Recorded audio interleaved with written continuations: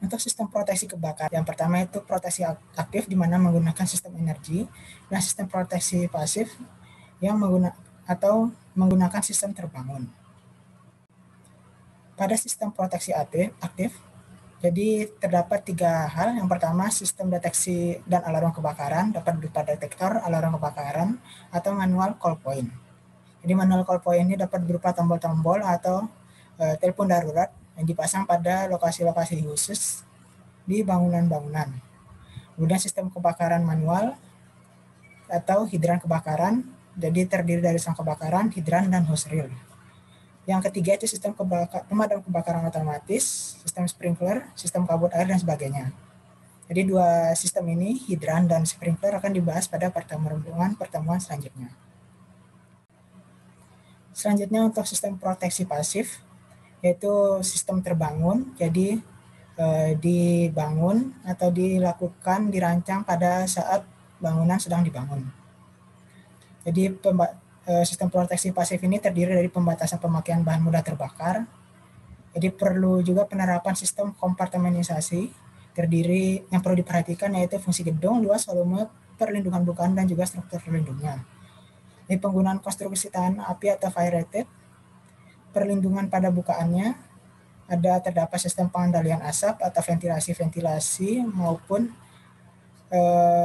exhaust atau sistem exhaust. Penyediaan sarana jalan keluar yang aman dapat pada umumnya berupa tangga darurat. Dan di tangga darurat ini terdapat pintu darurat, kemudian tanda-tanda jalan pintu darurat keluar yang langsung mengarah ke ruang terbuka yang telah dijelaskan pada slide sebelumnya.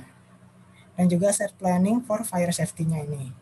Jadi terdiri dari jarak bangunan, akses ke gedung, hidran luar, sumber air, dan juga bagaimana agar pemadam kebakaran dapat mencapai gedung dengan cepat dan aman. Untuk fire safety management, ada beberapa hal yang perlu diperhatikan.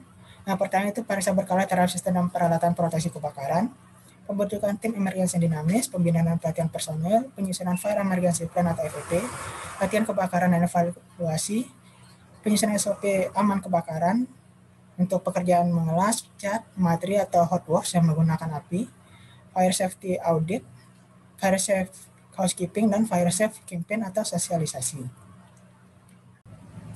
Jadi sistem proteksi aktif, sistem proteksi pasif, dan fire safety management ini merupakan 3 komponen, di mana jika 3 komponen digabungkan dapat disebut sebagai sinergi sistem proteksi total. Jadi untuk sistem proteksi kebakaran, khususnya pada gedung bertingkat atau gedung tinggi, 3 hal ini perlu diterapkan dan juga perlu diperhatikan. Jadi terdapat beberapa potensi dan risiko bahaya kebakaran. Untuk potensinya, terdiri dari atau dapat terjadi di dapur, gudang tempat barang tersimpan, kemudian ruang mekanik atau elektrik, tempat mesin dan peralatan listrik disimpan, pembuangan sampah, tempat berkumpul di mana terdapat banyak orang dengan berbagai aktivitas, dan ruang-ruang lainnya yang ditetapkan oleh pengelola. Untuk bahaya kaitan dengan penghuninya, terdiri dari jumlah total penghuni dewasanya, kemudian orang yang harus dibantu seperti orang tua, wanita hamil menggunakan kursi roda, orang dengan alat pacu jantung, dan sebagainya, jumlah anak-anak, jumlah orang sakit atau dirawat, ini untuk di rumah sakit, dan lainnya yang memerlukan perhatian atau pemberlakuan khusus. Untuk tindakan pencegahannya ada beberapa. Yang pertama, mengurangi penggunaan bahan bakar mudah terbakar, mencegah terjadinya penyulutan, menggunakan bahan penghambat api, melakukan pemeriksaan dan pemeliharaan berkala terhadap peralatan, menguasai pekerjaan hot works atau yang menggunakan api atau menimbulkan panas, menjaga kebersihan tempat kerja, pengecekan terhadap instalasi listrik secara berkala, menerapkan FSM dan menyusun FEP. Nah, jadi gambar tampilkan ini merupakan contoh dari pencegahan kebakaran. Nah, sebelah ini diambil sumber dari BPBD atau Badan Penanggulangan Bencana Daerah untuk pencegahan kebakaran.